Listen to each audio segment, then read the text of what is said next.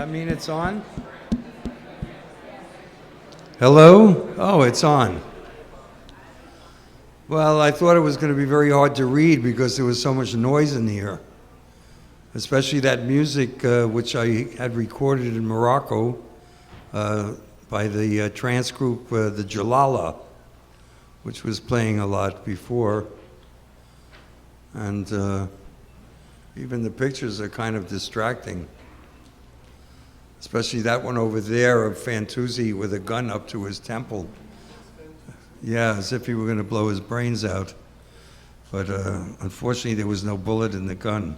No, I mean, I'm sorry, Fantuzzi is. Okay. It's very hard to see you, but I know there's some people out there.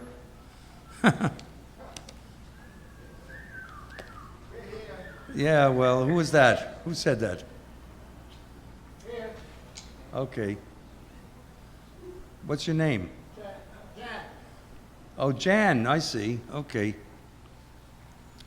Well, okay, I guess there's nothing to do but get down to it in some way. I brought a lot of different poems totally disorganized, but of course, even a person completely disorganized as I can be in my regular life is still very brilliantly organized in another way compared to most people who have nothing to organize. So I'm going to start first with this poem. I need to get my glasses down. It's called Einstein's Enigma. The need to speak becomes more pressing when in fact we have nothing to say.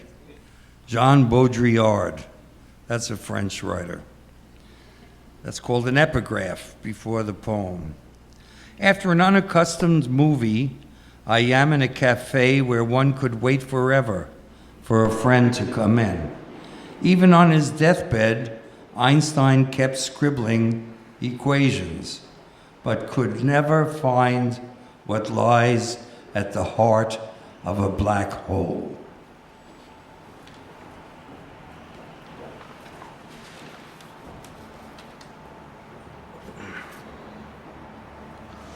And this is the last poem I wrote the other day, April 25th or whatever, and it's called Ladon's Lament. Ladon is the dragon who guards the golden apples of Hesperides in the grove of Hera. Those are the golden apples that you heard of.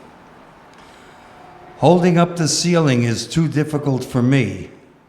I sympathize with Atlas. It's a hard job for a poet, easier to take a man's eye out or walk to China and back. Only a diet cream soda, sugar-free, comes without asking from Raphael with a smile as I throw the telephone across the room. After all this, I realize that the goddamn ceiling will never fall down, nor will my aspiration disappear, even when I am dead. And to think this is what it is like to be at the door of paradise. Oh. Have you suffered such emotions as that? And yeah, really? Okay, so this is a poem. I hope you've experienced this one too. It's got a great title. Every poet should have a poem in his entire output, which he could call the diamond poem. Only the rarest diamond survives the hazardous journey from the depths of the earth to the earth's surface. About 250 tons of ore must be mined to produce a 1-carat polished diamond of gem quality. Some days you don't know why you wake up at all, even when you find a diamond in your hand. Your best resources are within your own depths, and when one perfect thought appears, it always brings with it the element of surprise.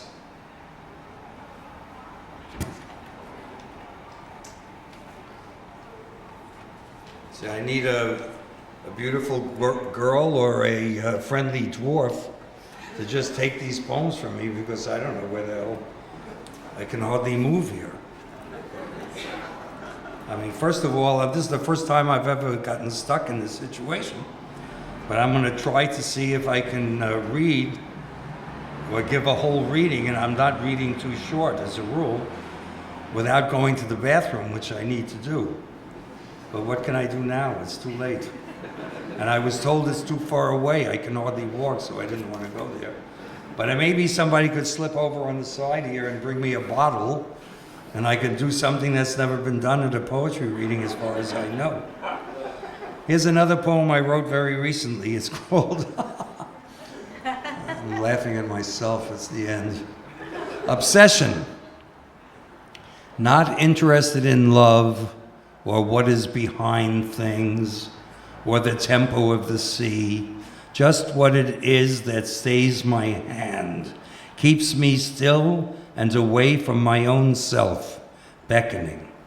I pick up your journal and my notebook and leave the room full of distraction to face myself and the empty place which is my death, where I can draw a picture not only of things as they really are, but things as they really should be, to seek sovereignty over myself and extravagant beauty.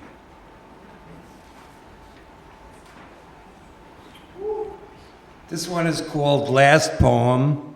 I noticed some people trembled when I told them I had written the poem with that title. They all said in mock horror, "Don't tell me it's your last poem."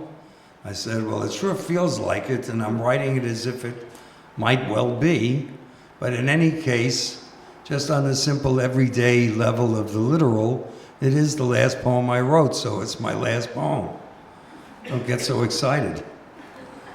When I have nothing more to say, will some greater truth come forth to fill the page with an understanding never experienced before? Will the precious yellow satin cover my thoughts and speak of secrets hidden from my deepest self? After all the scratching out, will anything remain to say that recovery follows crucifixion, that loss engenders victory in the passing of things, that to stand alone is to encounter the world and be done with it once and for all? So those are a few recent poems the last 10 days or so. I spoke to a well-known poet rival of mine. Oh, I see, that's good. It's a little hard to hide that, but I'll try if it comes down to it. Well, I mean, you have to sort of egg me on to doing that because I'm rather shy of getting into trouble.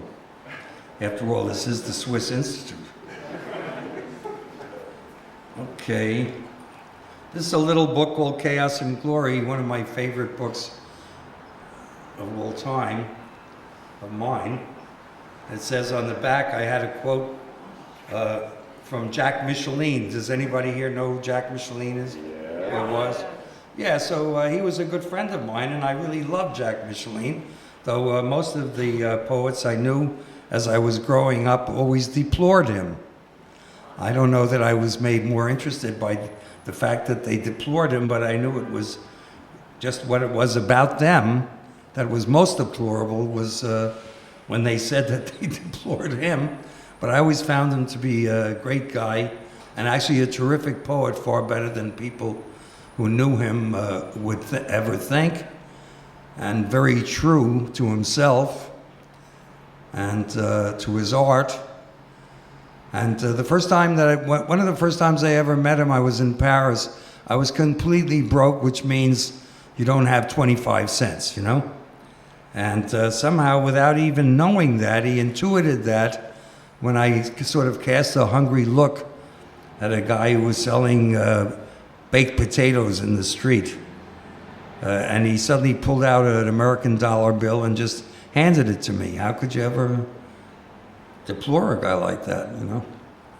So he happened to say once in my company, I don't know if he said it using my name, but he said maybe you or something, but it always rang in my ears in the way that I quoted it. And I was very happy after he died to use a quote from Jack Micheline. It's a good thing to do. You can get away with it. I mean, even if you make it up yourself, which I'm not trying to imply that I did. It says, Ira Cohen is Allen Ginsberg on stilts. But I think he got me there, you know? Something he got it. Okay, so this book, Chaos and Glory. I could also read, I'll read you this poem in the beginning of it, which is an introduction written by my daughter, Lakshmi, who's now 25. She was about 22 when she wrote it. And I call it Introduction by Lakshmi S. Cohen. S is for sativa. Traveling with Ira. Is it absurd to wonder what my face looks like while I sleep? Or how many ways are there to get to Nashville? We should go via Paris or maybe Cambodia, where they sell crowns to bearded men. No, we should go to Amsterdam, where amnesia is a place, and you can buy hash called crystalline snowflake. But where, you ask, are the white bicycles? I whisper that they are in hiding, waiting for the revolution. If we went together, we could share hats, travel lighter, pool our postcards. But where are all the airplanes? You say we should take a boat and write poems to the whales, map the waves for when we learn to walk on water. And I say we should swim there for the exercise. Huh? Can you see why I love this girl? She learned everything I could try to teach her. In the divine light, a glow of red and gold through the curtains, a torn sari and an essential scrim. We dabble in the chamber to the muted songs of Seraphim, Hildegard von Bingen, Raphael and I ascending together, sharing our love for insects and megaliths. Is it all for fuck's sake, this appearance of myrmidons by chance, the warriors of Achilles, these arthropods of metamorphosis? This is reality in the realm of Dante. We trust in the wind-blown seed.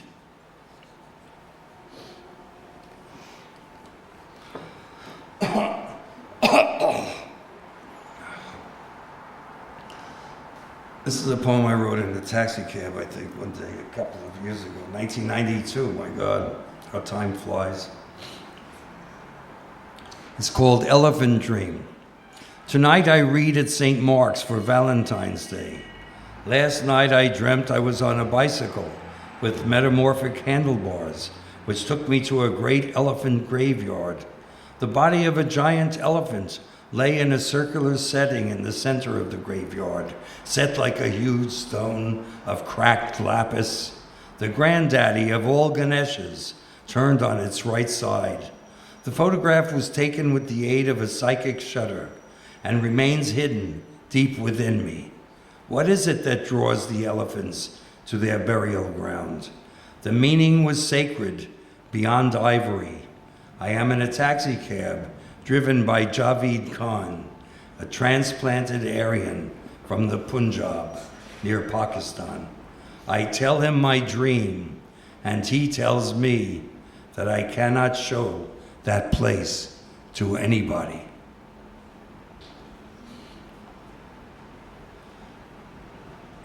Bitter chocolate.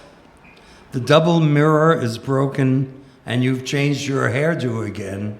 The road moves faster than we who walk on it. The hunger of the world will never be satisfied. Between the emptiness and the avalanche, the full moon disappears. Go slow, be still. Death will rock your cradle. To bless in French is to wound, and the blade of love cuts two ways. Hold high the heart. The light which lives in the darkest shadows will never be seen. Because I have two legs, I don't have to hop. But it is in what can never be spoken that the truth lies. The angel's hole, the point of tenderness, the rain falling on the train tracks. Can I get MTV from Kissing? Come on, you have to admit I have good titles, huh? It's Sunday morning and I'm sitting in a fine drizzle, enjoying the cool air. A fat man with a boxcar belly ambles down Broadway with a papoose riding ass backwards on his front fender. When I call Tower Video to ask if they have Joseph von Sternberg's Shanghai Gesture, a young woman asks, "Is that a Seattle grunge group?" I've left messages on 10 answering machines telling my doctor, for example, that I'm bleeding in the subway. What good is all this? Where is this great civilization headed? The US of A is #1 in its craze to build $42 million solitary confinement prisons. Even the pigeons are confused. Pecking cigarette butts, what can we expect from future generations? You're not supposed to laugh at a poetry reading. Come on. Okay. Well, this one isn't as funny, but maybe it's okay. Reality check 5761 for Michael Rothenberg, toe dancer. Even rubber bullets can kill. Why not try them out on Ariel Sharon? What about blubber bullets then? It's too hard to be a member of the human race. It's the word race, as in rat race, which disturbs me. I don't want to bring home the bacon, especially on Rosh Hashanah, at the expense of my battered aspirations. I hear that the Dalai Lama will be fucking Barbara Kruger in the lobby of the Whitney Museum to commemorate the year 2001 and the beginning of the end of the American century. Gregory Corso knew about elegiac feelings American. George Bush Jr. knows that 1 and 1 makes 2, but that doesn't include me and you.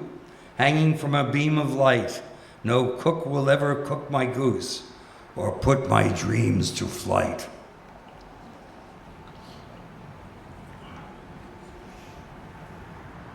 Trying to find one that I could leave out. From Chaos and Glory, even Marilyn Monroe was perpetually discarded. The last of the dogmen rides off into the world of old movies. Out the window one can ponder the possibility of survival, a terrain without landmines. Once Cervantes lost an eye in Lepanto. Then the clouds parted and the vision was recovered. The ransom of fame, scrawled in iron oxide on the lofty domes of ancient dreams. Fabulous animals, hidden like blue movies on cave walls. Illegal emotions make us grow, and still we envy their wings. Like moths, we yearn to touch the stars. Exceeded by our aspirations, let love be our solace, our final resting place.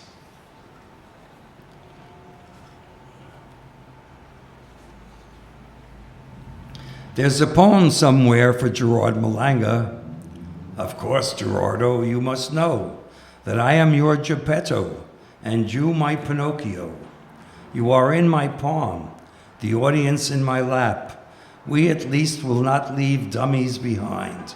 I'm hoping for living lights, but a vent is a slit, cleft, or a fissure, a small aperture, a passage which allows air or even a publication to pass, as in don't give vent via the anus. Never seek for lost dummies or give up your own best wisecrack. I am here to say, do it in your own very best way. Remember Michael Redgrave in The Dead of Night. Will we end up as phantoms flickering in old movie theaters? Come with me and you will be free.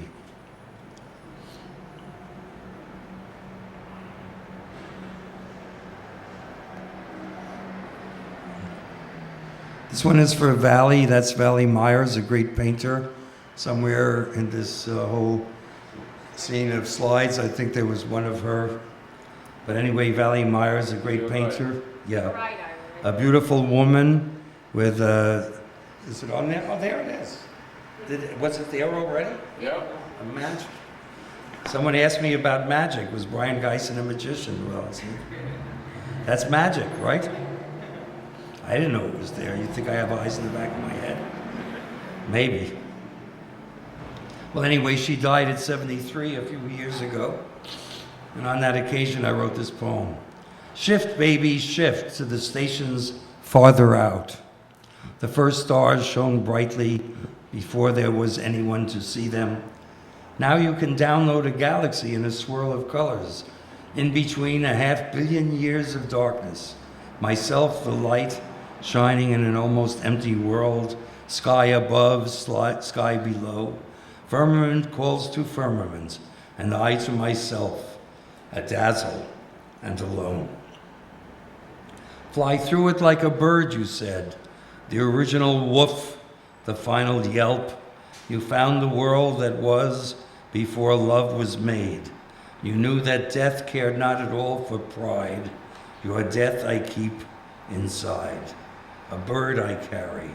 You, dear valley, my only, my final guide.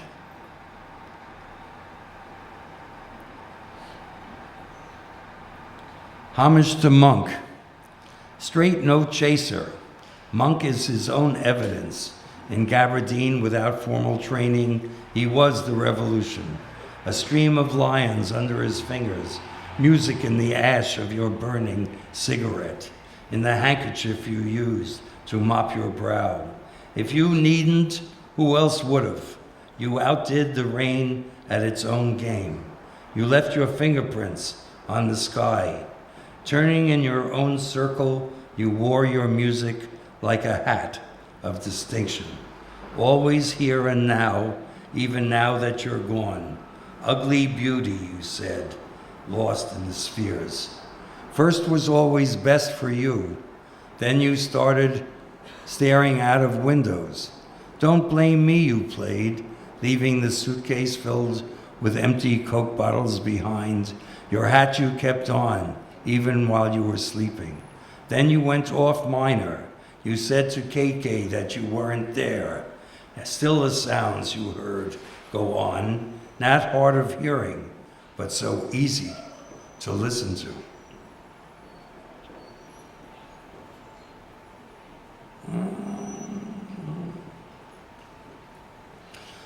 Mosaic from the subcontinent. Getting used to the dark, one feels for the soul's declivity. Reaching hand over hand, we approach the summit of thunder, roaring in ageless wonder. O Krishna, O Allah, O Yahweh, these humans that hide in rags of flesh and dream of jumping over shadows. What then do you call yourself? I seek no confirmation, but your face in sizzling metal as it hits cold water, the impact of aberration, or this spray of light held without hands, the shape of the other who makes no demands. Beyond the universal shelf, where the cosmic specter waits in rainbow splendor, to erupt on the black beach of the unknown and unknowable space we can only dream of. Let the mind be the stage then, for it is there that nothing can be given away or lost, like this thought moving slowly in the orbit of the deep-faced original light, a silver spaceship drifting still. I can hear it all in the raven's caw and draw the pattern's meaning from the flowering branch or the design on the marble floor. Yeah?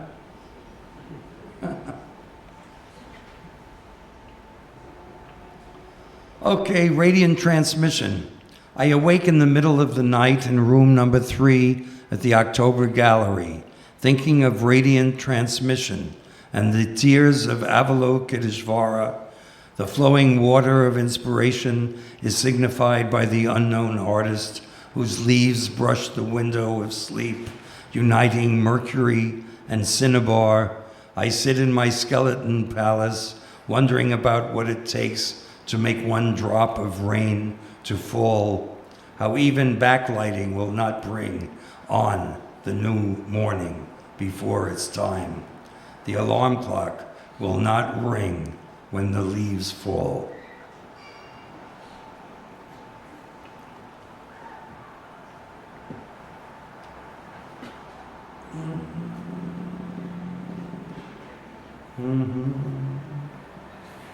Poem for the Tin Luster Mobile. At the bagel shop again, looking for the hole, I would give my life away. I would retell the sagas, contemplate the Eddas. Once I visited Lake Tana in Ethiopia, looking for traces of the lost Ark of the Covenant. Then there was the hidden message in the stones of Chartres. As an old man, I climbed to the top of the hill and looked down on Angkor Wat. A natural song arises from the vortex of the ancient funnel. It was everywhere, like a mother's kiss. Through my window, I can see them all pass by. The divine dancer wears a crown of living wasps. Is there a sequel being prepared? A mixture of gold and silver secretions? A cosmic shopping mall on the banks of blasphemy? Life is a continuous pilgrimage. Okay.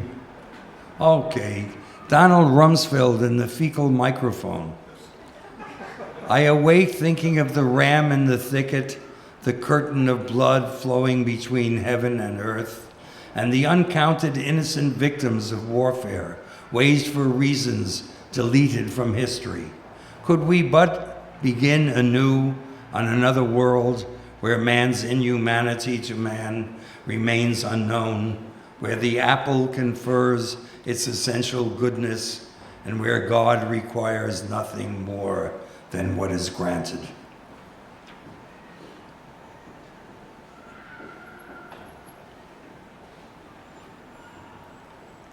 Walking hologram.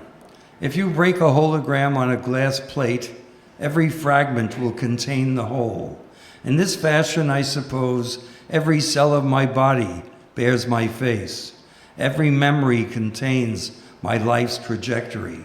In this way, I am actually, page by page, line by line, word by word, my own book walking around in a world where very few people can read.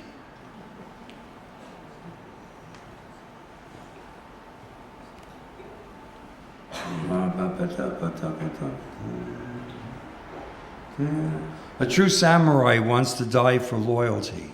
Skeletons too require love and desire to rule the world. On television, skeletons are everywhere, proclaiming naked propaganda. You would think the dead knew better, yet hungry ghosts seek fullness, while enlightened souls rise out of emptiness. True food is illusory. Working at the Buddha factory, I dreamt that one day I would be free.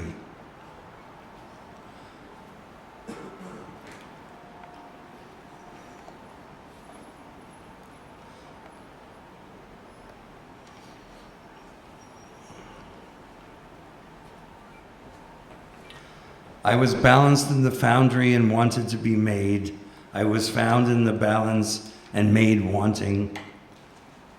I have been bound to the valence and wanting weighed. In the time of change, we will become even more strange. This is real timing. 1 second before the planet blows up, I find the words to speak to you. The less light, the more beautiful the mask. Through her fingers, the mask maker takes and gives back our faces. The bandages fall off, we leave our traces.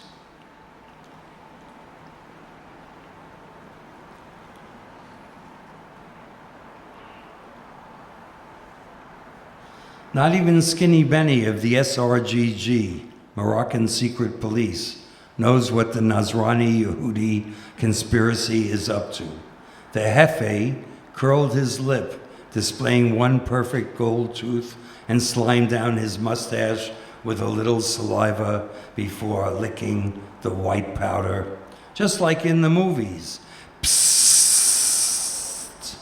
The genie calls from within the vial. Someone runs through the Sacco, stark naked, carrying a butcher's knife. The German dwarfs just off the boat cock their camera shutters and photograph the backs of his knees, a perfect example of misdirection as an agent of the cosmic alternative joins Africa to Europe by a single leap.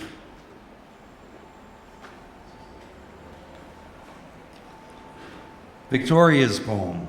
Suppose a river or a drop of water, suppose the absence of hands and gloves, suppose a metaphysical balloonist, an involuntary imposter, suppose you are flying through the crystal lattice of an approaching monsoon, or that while banking on clouds over Mount Everest, we drop a handful of silver glitter on the very peak of your dream, which stands before us like beauty on its knees.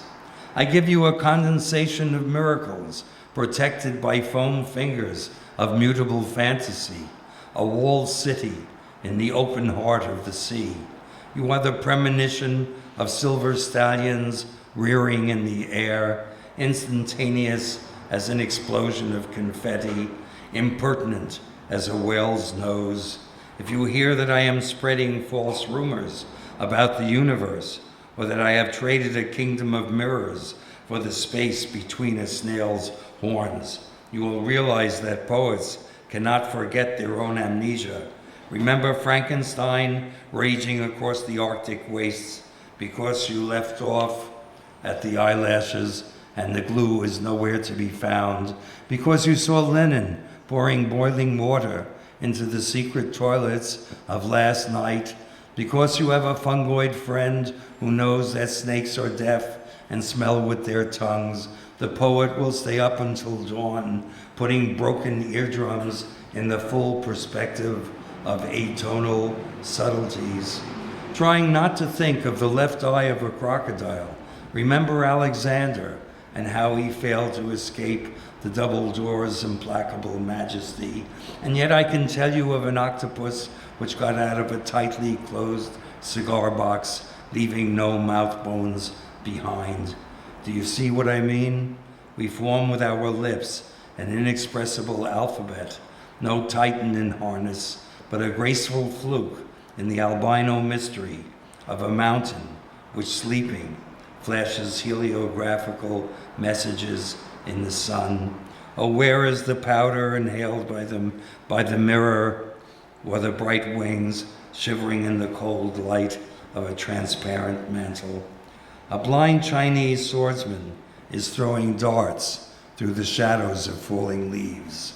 Listening to the sound of the spindles spinning, he awaits the pale usher sliding out of the dark.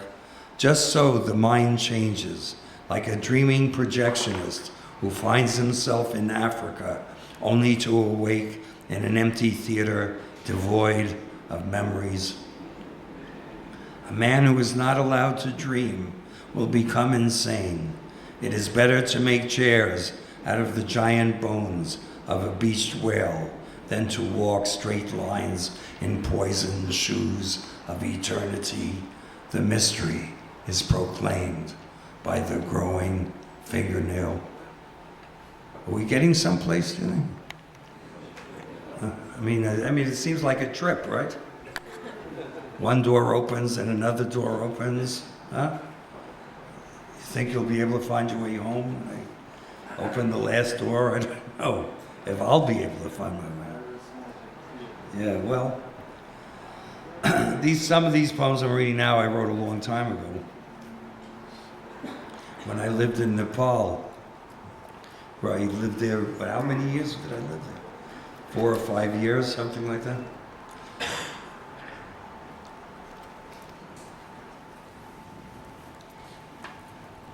An act of jeopardy for Garcia Lorca. A star of blood, you fell from the point of the hypodermic, singing of fabulous beasts and spitting out the sex of vowels. Your poems explode in the mouth like torrents of sperm on a night full of zebras and boot heels. Your ghost still cruises the riverfronts of midnight assignations in a world of dead sailors carrying armfuls of flowers in search of your unmarked grave. Your body no sanctuary for bees. Death was your lover in a rain of broken obelisks and rotting orchids. In the tangled rows of a single heartbeat, I offer you the shadow of a double profile, two heads held together at the bridge of the nose by a nail of opium smoke in the long nights dreaming, and a memory of water poured between glasses. In my mailbox, I find a letter from a dead man, and I know that for every shadow given, one is taken away. Yet subtraction is only a special form of addition and implies a world of hidden intentions below a horizon of lips. Thin as your fingernail, sprouting mysteries in the earth. The ace of spades, dealt from the bottom of the deck. Did you ever turn 2 pages instead of 1? Severs the hand which retrieves it, and the eyes of beauty sewn together peer over a black lace fan in the vulgar sunlight of a Spanish morning without horses. The belt of Orion is loosened before you as you remove the silver finger stalls from your mummy hands and kneel to plunder the night sky in a shower of bitter diamonds. Somewhere under a blanket, someone weeps for a lover. Peace to your soul and to your empty shoes and the dark closets of kings with no feet.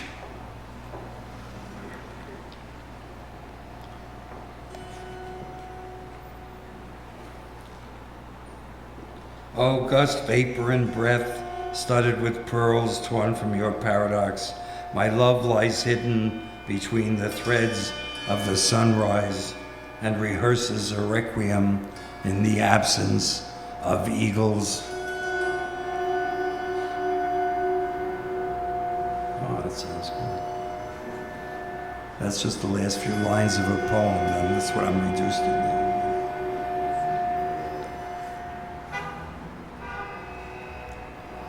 On her back she sweeps the central concourse of Kashi, covered in ashes and pushing her plate in a rattle of zig. She comes up from the Ganga. Her legs are dead dogs pulled by a string, crooked and tortuous, clothed in foam. She is a drunken wave, moaning mantras of rivers as she rolls back the shadows of weddings and pilgrims and erases the names of the founders of the city. Absolving the rickshaws with one hand, she touches the sky. Oh, wingless stump, freak fated to crawl the earth upside down like God's tongue. You lick the offal from the ground.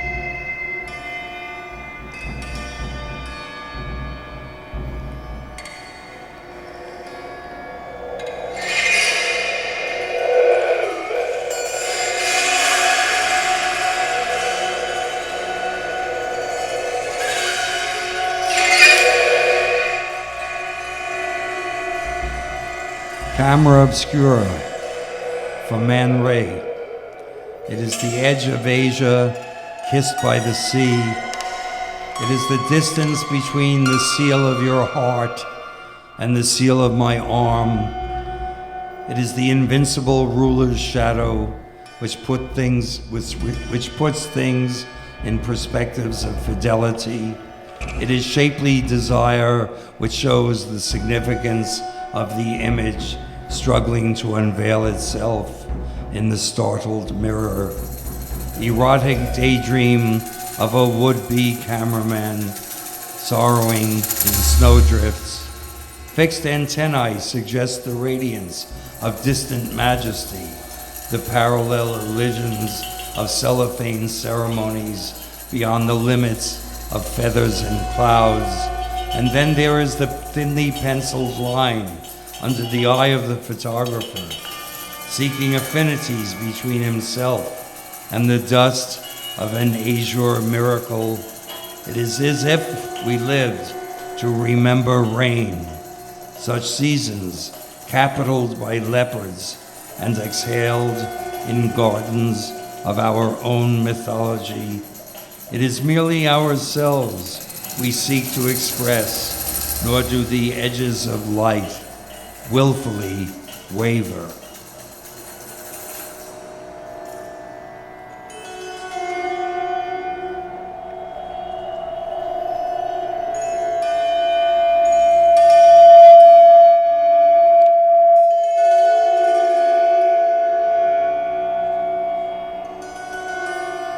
Where the heart lies, throw it out the window and it'll come in the door.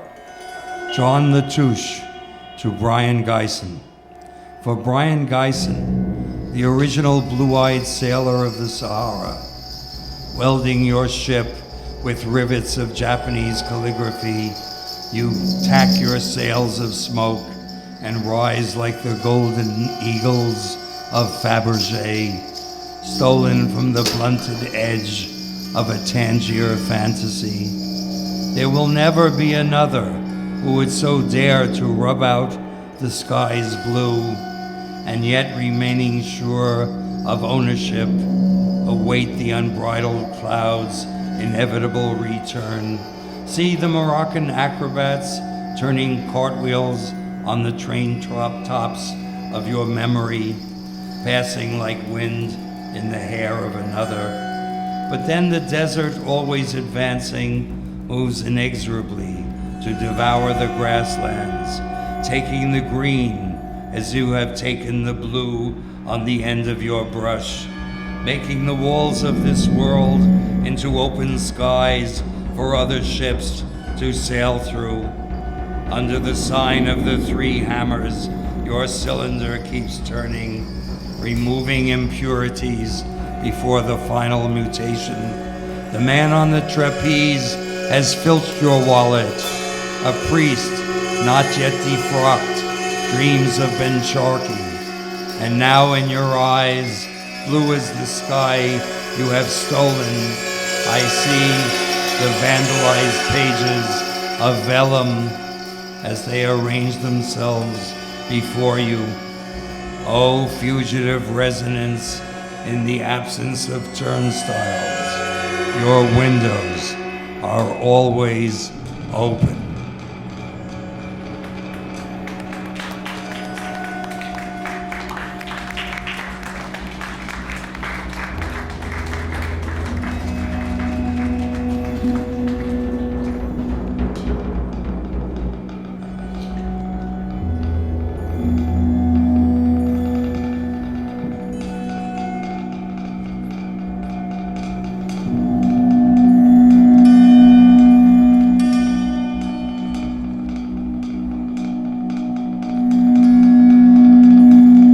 Doorknob.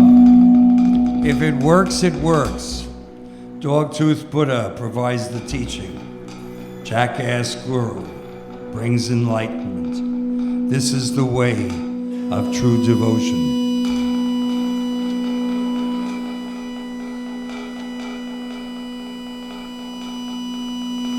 For Jack Smith, November 14th, 1932 to September 18th, 1989, R.I.P. Oh, Jack, finally unabandoned, friendship surrounding you in the moment of your death, love at your feet, Madini's tilak of musk anoints your third eye. For every lesion visible on the outside, there are 30 more inside, the male nurse told us. You found a discarded penguin in the garbage can on the way to Rome. You became the bird gasping on the polluted strand, flying free at last, a Garuda on the Bardo wing. Now the lobster is behind you like an evolutionary memory. No more extracerebral nostalgia. as you enter spirit realms beyond Aladdin's lamp and Sinbad's dream. Hear Angus beating on the cembalo, Pasty Arnold scrubbing the deck. What flaking plaster, moldy reality you left, embellished by your gorgeous sensibility, your hatred of landlords, your crown of thorns. You shoplifted my heart when I wasn't looking, fertilized us all with male fire, while feigning travesties on tottering stepladders of kingly aspiration. May the herds yet come, white-eyed and bereft of hate.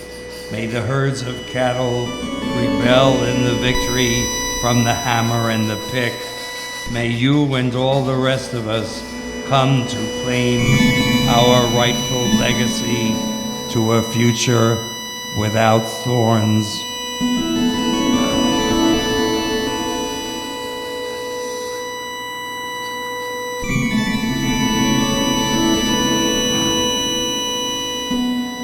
Elegy for Brian Geisen. You have left. We lived on the edge of the sea's awareness, denizens of the ocean of air.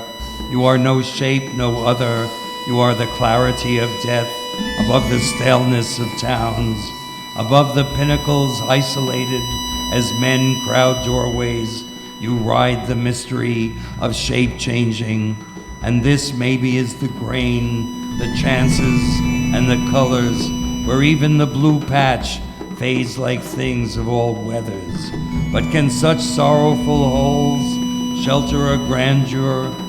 Our existence with no human consolation is in a dwelling undecided, space of mute furnishings, no standing beauty, singing between the winding years of shame and reverence. Time is in boxes, in drawers, while nothing, riding on a dial, calibrated with speed and silence and perfection, instantly rearranges itself undisguised between sunlight and mountain flurries.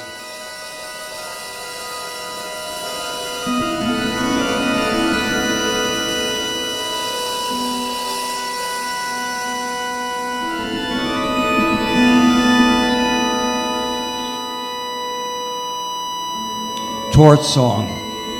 What would we do if it weren't for Bud Powell or the Bob Benzelli Pygmies and their songs of rejoicing after a successful elephant hunt?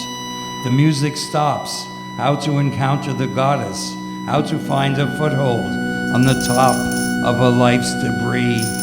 Soon we'll be without the moon. The truth of the trace is in the smile which effaces it. Where is the drum and pair of small cymbals, the kingfisher, a line of black ants?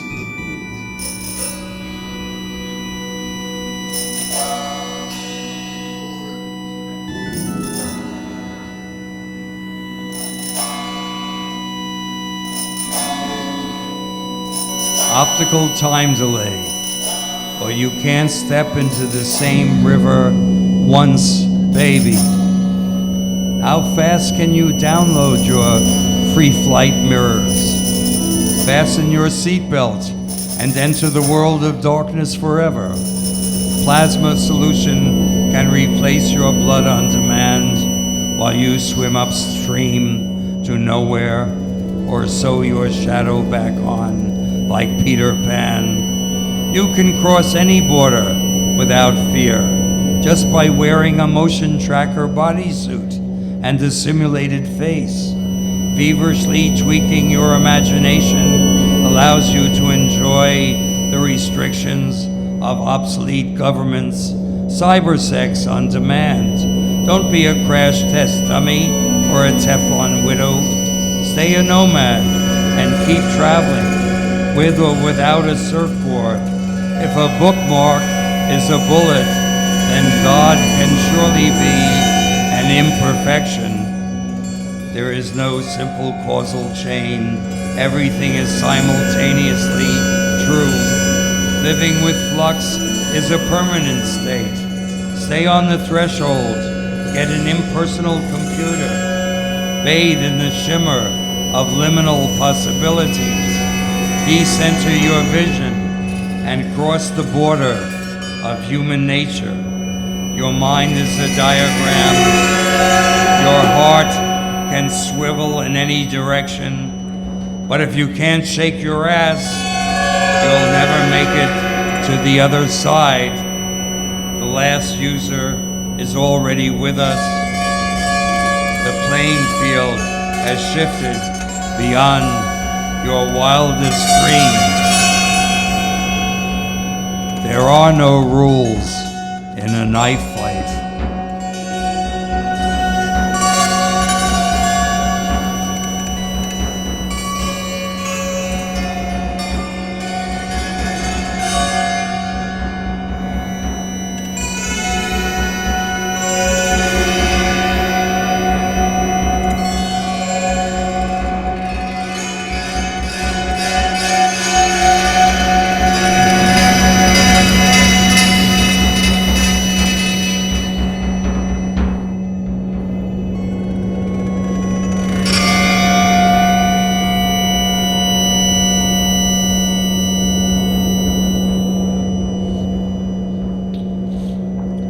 Lakshmi and Andre, bright penny meditation or Frankenstein in the park. Sitting with Mr. Baum, taking the November sun in Central Park, our backs against the slanted windows of the Metropolitan Museum, where smart sunbathers come and sit out of sight behind the gently sloping knoll, not so far from where Jennifer Levin was strangled by that shitheel. White West Highland Terriers look out in a perfect triangle like temple dogs in China or Nepal. You wouldn't ever know that the cancer is slowly spreading, that a few cans of tuna are not enough to save the day. We don't know where the girl is. She was an artist who tried to kill herself, put a gun in her mouth and blew away both of her eyes. She too surviving to this day. You'd never know that even the sun will not shine forever. Can we take consolation in some distant sun or star, some parallel universe which just is, in its own way, not better or worse? A play with or without an audience still plays while we lay our snares. The other day, Karen called to ask me Frankenstein's first name. She had a bet, and then I said, Victor. But today I thought, Timothy, Alfred, Gregory, Andre Frankenstein, indeed. Ira, Raphael, Lakshmi, Faye, even David Frankenstein. And then I began to laugh inside, and when the laughter subsided, I saw the joke and the power of the name and what power it holds over all that cries, that lives or dies inside. I am what I am, Popeye said, and in this man, perhaps for a moment, touches God. Everyone assumes that Frankenstein is the name of the monster, but there is no monster, only the myth of a maker who no longer exists.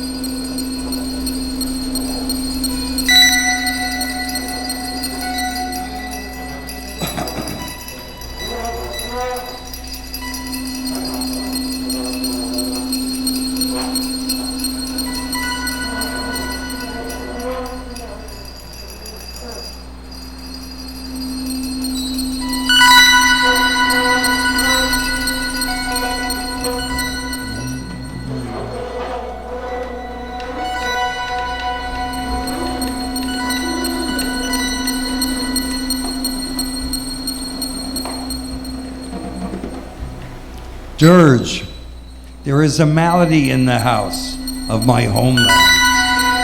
The smell of shit is everywhere. Your eyes are closed with the powder of deceit. Flames shoot up with a crackle of lemon juice. My bags are packed with compassion for dead children. The one-legged dream of a hopeless program, the license to kill, is edged in black by kickback counterfeiters of freedom's downfall.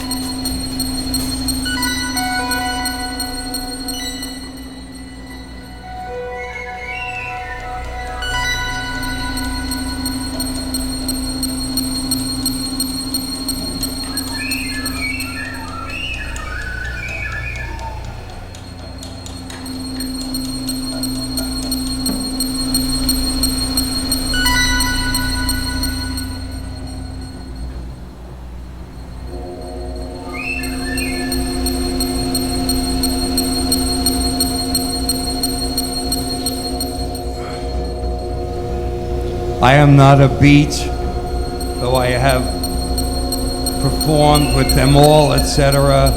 I am an electronic multimedia shaman, a Naga hipster, an Akashic agent, an outlaw of the spirit. I am the 1 out of 100.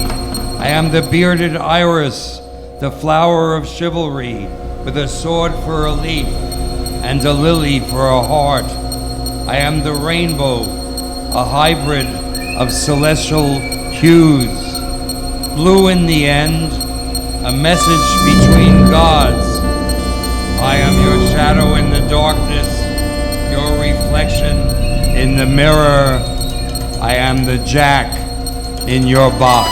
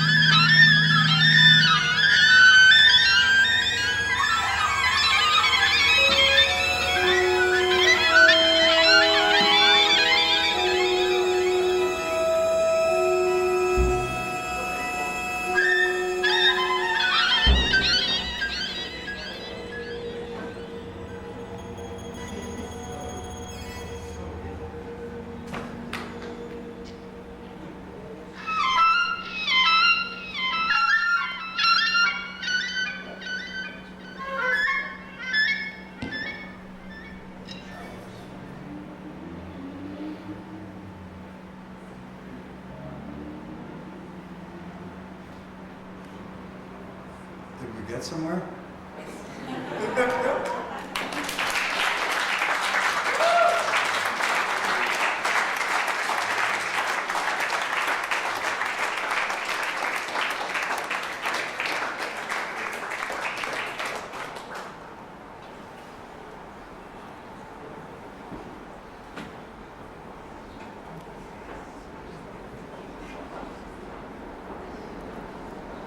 Imagine one day your neck torn as if by accident. Imagine me under a pile of debris from an old love letter. Change of season. To give the effect without mentioning it. How to hide you in a poem. The poet lays on the spell, creating definite concavities. The lingering effect of spilled perfume invokes a multitude of empty rooms, where once we lay entwined in the underwater boudoir of the mind. That gate of Ishtar, now ruined, some piece of wall in bulk, bear wet testament to the handiwork of time. Witness what transpires between wind and stone, lovers who at last do merge and disappear. And we who see each other among the stars, who will know or care when wind encounters empty wind, what wildness lies still hidden here. O unheard tongue of poetry, sing the sudden rush of air. Sing, sing of the golden lair.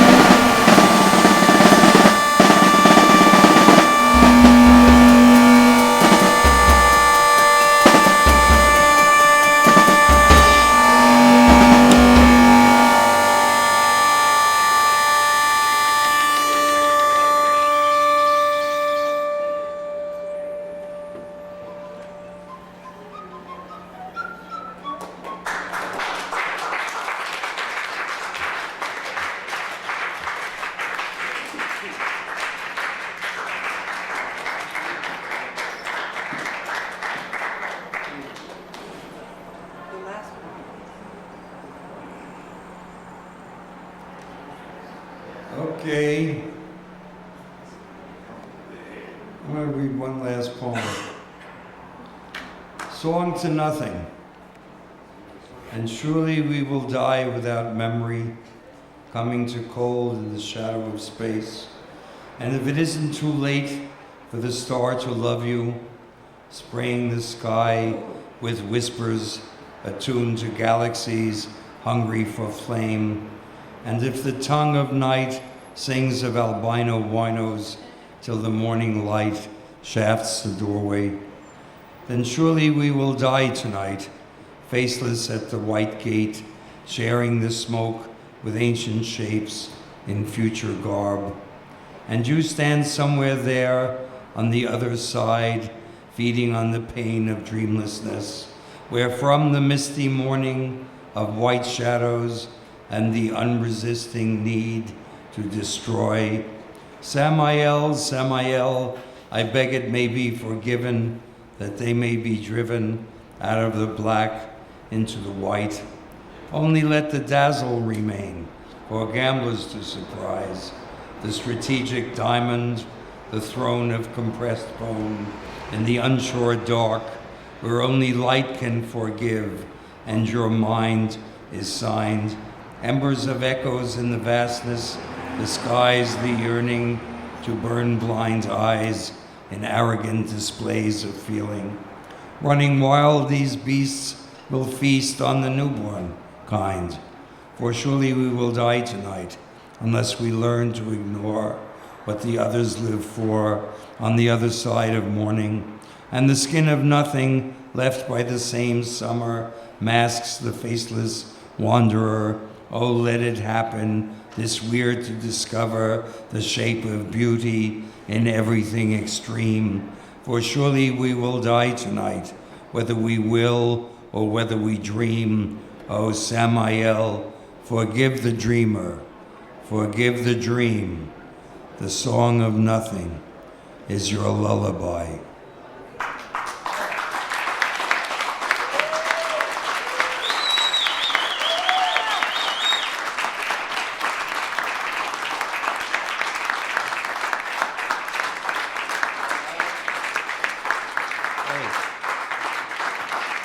Good job, Ira.